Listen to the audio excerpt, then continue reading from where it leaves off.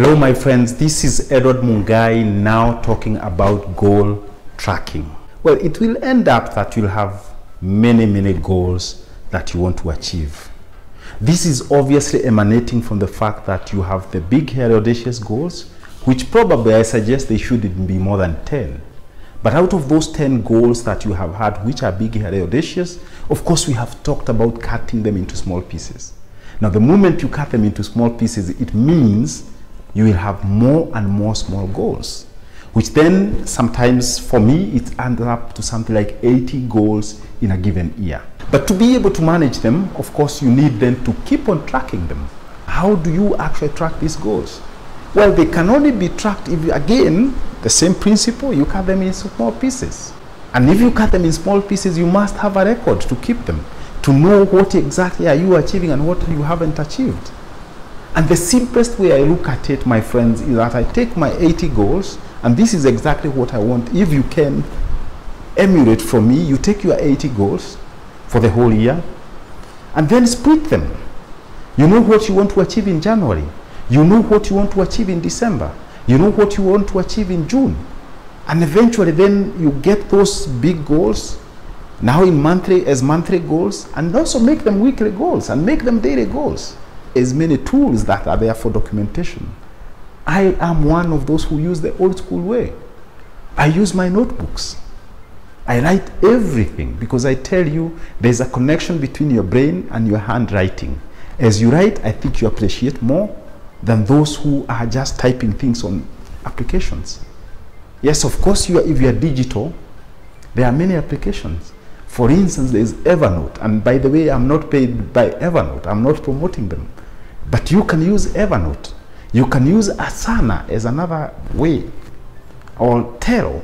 These are all apps that you can have on your mobile to help you track your goals. But actually, I think the best thing that you can do for yourself is to get yourself a nice notebook and you keep on tracking goals. Why a notebook? Because it's very critical. You want to look back 5 years back and to see whether you achieved your goals. And in fact, I want to recommend that if you choose a certain color for your notebook for a particular year, be consistent. Keep on shifting the colors and make sure you're using colors which gives you energy, because this is how you get going. The beauty of this is that you document your life and you can be able to tell people on a daily basis, on a monthly basis, what is it that you achieved. Remember, it's about routines. Put some level of routines in your life and you'll see big returns. You'll become more efficient. You'll be able to achieve your goals. And these notebooks helps you to do that. So that's the first part that you do in the evening, that you plan for the following day. But it's also important that same evening before you go to bed, you reflect a little bit about the things that you have achieved that you planned yesterday. You have implemented them during the day, and now in the evening you are going back and reflecting. Kind of what I call examination of conscience, looking at it yourself and saying, well, I had set to achieve these 10 goals. I achieved 7. Why did I achieve 7? What distractions were there? Is it my mobile phone?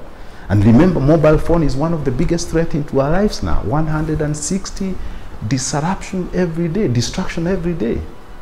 So that's a thing that we need to tame, and probably is making us not to achieve our goals. But the critical thing, as I say, is at the end of the day, look back and say, did I achieve my 10 goals? Yes, of course I achieved 7. What is it that I didn't achieve and why? And then tomorrow you aspire to be able to achieve that. Journaling is the other thing that I want to recommend as you try to achieve your goals and also help you to track your goals. And journaling basically is a principle of sitting down with your thoughts and downloading them into this book that I'm calling your notebook. What are your fears? What is it that you want to achieve? How do you want to conquer the day? Do you want to be more cheerful? Do you want to put more hours into your work? Do you want to be diligent? All these are the thoughts that you put in your journal, and this is the first thing you do when you wake up. Is the aspiration, is the fears, is the opportunities that the day present documented in a quarter page? And let them guide you during the day. Of course, during the day, if a thought comes, you put it on your journal. It's kind of documenting the thoughts that you're having. And all this, remember my friends, is optimizing you to achieve your goals. Because without this, I can assure you, your life will be just an ad hoc life. And yet, We need to plan our life, we need to put some routines, we need to put some strategies, which then will help make us more efficient and therefore achieve our goals. And of course, you need discipline to be able to conquer yourself. And discipline only comes from motivation. It is as simple as that. How badly do you want that success? Are you motivated? And do you really want that thing that you have chart on your life? That vision board. To be able to achieve it, it calls for discipline. And it is the one which makes you wake up because of the drive, of the energy that it gives you, and how badly you want that thing.